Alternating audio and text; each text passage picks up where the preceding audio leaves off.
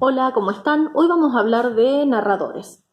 Lo primero que tenemos que saber es que el narrador es aquella figura narrativa que cuenta los hechos de la historia. Entonces acá hay una distinción para hacer, que es que narrador no es lo mismo que autor. Por ejemplo, en El túnel de Sábato, cuando la novela comienza, leemos: bastará decir que soy Juan Pablo Castel, el pintor que mató a María Iribarne. En este caso está claro que Sábato, el autor, no es Juan Pablo Castel, no es un asesino, no es un femicida. Es decir, que acá hay que distinguir muy bien que las cosas que se dicen en la literatura no las dice el autor. Obviamente que ahí están volcadas sus experiencias, incluso puede ser pseudo autobiográfico, pero no es lo mismo quien escribe el libro que quien narra la historia.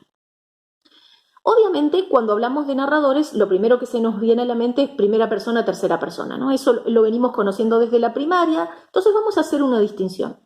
El narrador en primera persona es el narrador que cuenta los hechos porque los vive, porque es un personaje, también se llama primera personaje, en muchos casos es el protagonista, es decir, que va a hablar desde un yo o desde un nosotros. Les doy un ejemplo. En un cuento de Clarice Lispector, que está en este libro que se llama Felicidad clandestina, dice: era sábado y estábamos invitados al almuerzo obligado, pero a cada uno de nosotros le gustaba demasiado el sábado como para gastarlo con quien no queríamos. Así comienza el relato. Es decir, que en este caso el narrador es un narrador plural que habla de un nosotros que todavía no sabemos quiénes son y que, bueno, están invitados al almuerzo de una casa. Es decir, es una primera persona plural, un nosotros.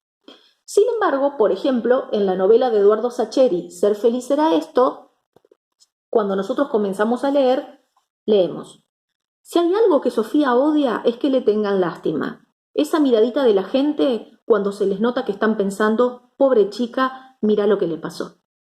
Es decir, que fíjense que en este caso, si bien el narrador se pone en los zapatos de Sofía o de algún modo transparenta mucho sus emociones, el narrador sigue siendo un narrador en tercera persona. Sofía odia que le tengan lástima. Está hablando en tercera persona de la protagonista de la novela, que es el personaje de Sofía. Muy linda novela de Eduardo Sacheri.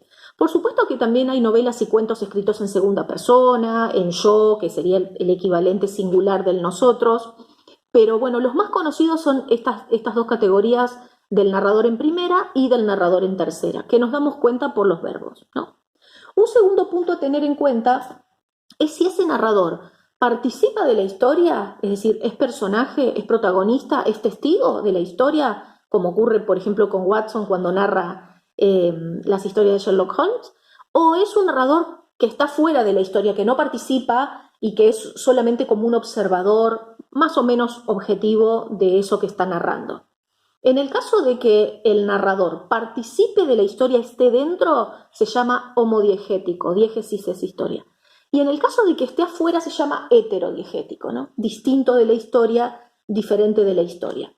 Por ejemplo, cuando en Las viudas de los jueves, la autora Claudia Piñeiro decide comenzar así el capítulo, la narradora dice: la primera señal de que formaríamos parte del grupo de amigos más reducido de los Escaglia nos llegó unos meses después de la mudanza. Yo estaba entrando a la ducha apurada, había citado un cliente y me había quedado dormida. Es decir, en este caso, la narradora está contando algo que ocurre en la historia, por lo tanto es una narradora homodiegética, está ahí, está adentro de las acciones, las realiza a las acciones. En otro caso, por ejemplo, en la novela de Gioconda Belli, La mujer habitada, dice: el día que floreció el naranjo, la viña se levantó temprano para ir a trabajar por primera vez en su vida. Soñolienta apagó el despertador, odió su mugido de sirena de barco alborotando la paz de la mañana, se frotó los ojos y se desperezó. Sin querer he elegido fragmentos de mujeres que se despiertan.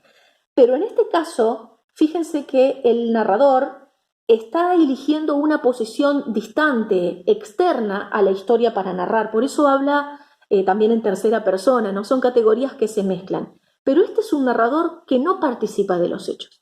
Se lo conoce como heterodiegético, distinto de la historia, ¿no? Diferente o fuera de la historia también lo podemos interpretar. Y por supuesto, la última de las características que tenemos que tener en cuenta de los narradores es cuánto saben de la historia que nos están contando. El narrador más conocido es el narrador omnisciente, que es el que sabe absolutamente todo, pero también existen los narradores equiscientes, es decir, que saben más o menos lo mismo que los personajes, e incluso los narradores deficientes, que saben poco, que se confunden, que se equivocan, que no conocen la totalidad de la historia. Les recomiendo en este caso un microrrelato que está incluido en el Classroom de Lengua, que se llama La Cueva, de Fernando Iwasaki, o Conejo, de Abelardo Castillo, donde son personajes deficientes. Les voy a dar dos ejemplos.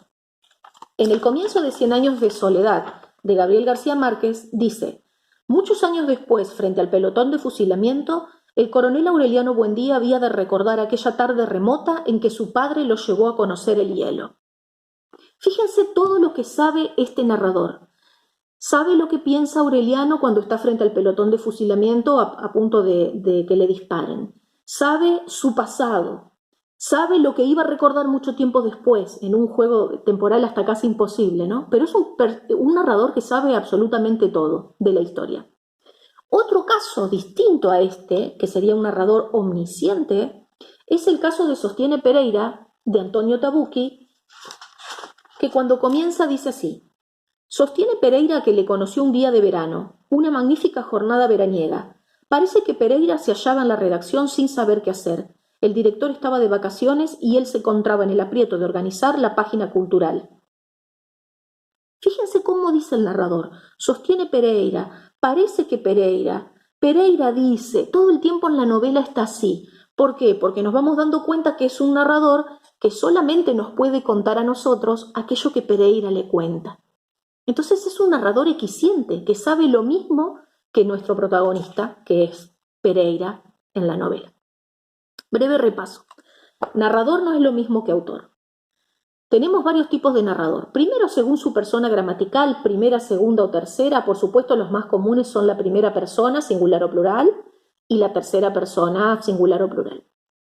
Después, según el grado de participación, tenemos un personaje homodiegético o participante de la historia, un narrador, o un narrador heterodiegético o no participante de la historia, que está fuera. Y finalmente tenemos los narradores según cuánto saben. El omnisciente sabe todo, el equisciente sabe más o menos lo mismo que el resto de los personajes, y el narrador deficiente que no sabe o sabe muy poco. Así que espero que este resumen les sirva. Hay ejemplos en el Classroom para que vayan viendo y pueden googlear, si no, los comienzos de estos libros hermosos que hemos leído y compartido en esta clase de lengua. Así que les dejo un beso grande. Hablamos pronto.